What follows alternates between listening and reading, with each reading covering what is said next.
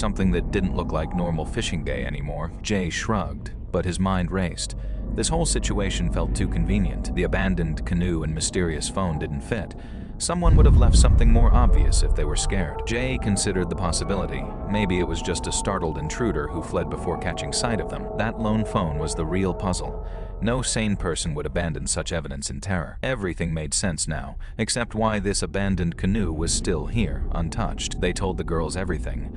Every detail made their unease grow stronger with each word. As Jay recounted details of the canoe's eerie presence, a creeping dread settled over everyone. A wave of dread washed over Jay. Something was watching, waiting. No theory felt right, especially not with that mysterious phone still lingering nearby. As they packed to leave, Megan's sudden cry signaled that something worse was approaching. The figure standing in water, motionless, watching them, turned their fear into full-blown terror. The sight stopped Jay dead. The person was standing still, facing them, watching. He didn't just yell.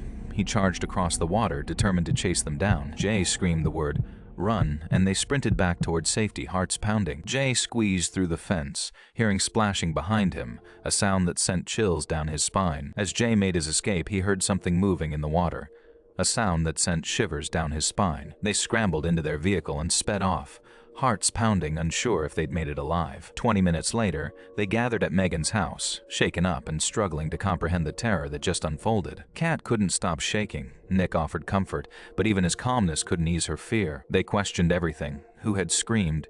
Why were they in the water? And what could possibly have happened to the canoe's owner? Megan questioned the logic, drawing attention in a secluded marsh, especially when strangers were already there. Kat begged to call the cops. What story could they even give? Trespassers who found a canoe and were chased by someone already in the water. No one spoke, each absorbed in their own fear, unable to form words that made sense. Months passed. They avoided returning, haunted by the memory of the screaming man in the water. A part of Jay still yearned to return, but he couldn't convince his friends, who feared the unknown. He decided to leave. Maybe the best choice. But he knew this memory would never fade. Ever.